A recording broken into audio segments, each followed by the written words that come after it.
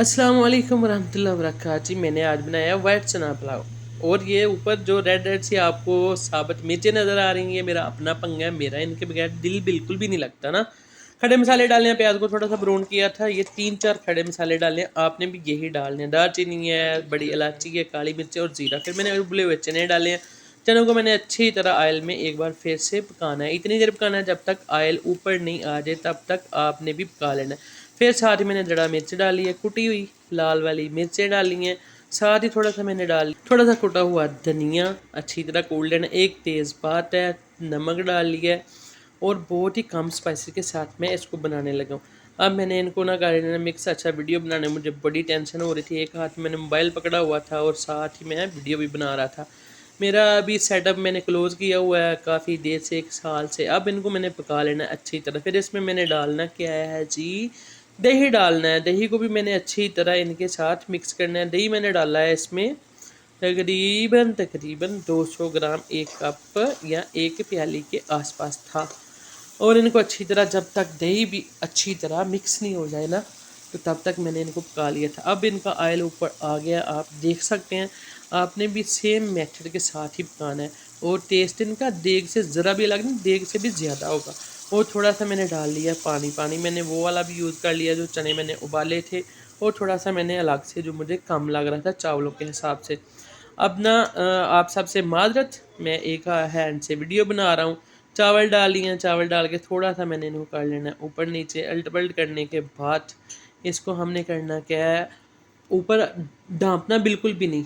High flame पे इनको पका लेना है जब तक पानी आपका दम के बराबर नहीं चला जाए। जब थोड़ा सा पानी रह गया तो मैंने टमाटर इस टाइम ऐड किए थे, आपने भी इसी टाइम ऐड करना है। ये बिल्कुल टमाटर मैश नहीं होते, थोड़े थोड़े से रह जाते हैं। जब आप चावलों की बाइट लेंगे तो साथ आपने टमाटर का भी एक आधा पीस लेना है। तो फिर आपने इसका टेस्ट देखना है कि कैसा यूनिक मज़ा आता है इसका ना। अच्छा जी, अब इनको भी थोड़ा सा मिक्स करेंगे, ऊपर नीचे कर लेंगे ताकि टमाटर नीचे चले जाएँ। और जब तक हम दम ओपन करें तो टमाटर अच्छी तरह गले हुए हों। वो वैसे भी मैंने बहुत रेड सा लिया था, पका हुआ था कि बहुत टाइम ना लगे। अब देख लें पानी खुश्क होने की तरफ जा रहा है। जैसे ही पानी खुश्क होगा, थोड़ा सा पानी खुश्क होगा, दम वाला रह जाएगा, फिर मैंने इसके ऊपर डाल लेनी है वो सब रेड वाली मिर्चें, सॉरी सब्ज़ बोल रहा हूँ, लाल वाली मिर्चें ना, जो मैंने आपको पहले दिखाई हैं वीडियो में।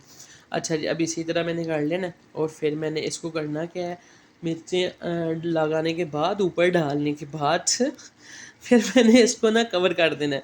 कवर करने के बाद मैंने इसको 15 से 20 मिनट छोड़ा था, मुझे थोड़ी जल्दी सी। आपने ना इसको आधा घंटा छोड़ देना है लो फ्लेम पे बिल्कुल।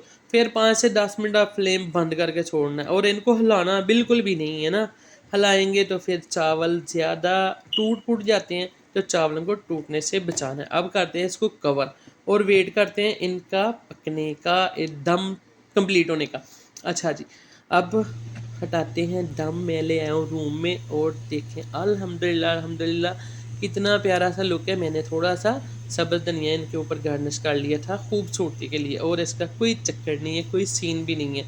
अच्छा जी, अब सफ़रा लगाते हैं। हम नीचे दस्तरखान लगा लेते हैं, इसी तरह खाते हैं। क्योंकि प्लेट में डालने के 3-4 लोग होते हैं ना, प्लेट में डालने में मुश्किल होता है। तो आपने कमेंट करके बताना है और इसी तरह आपने ट्राई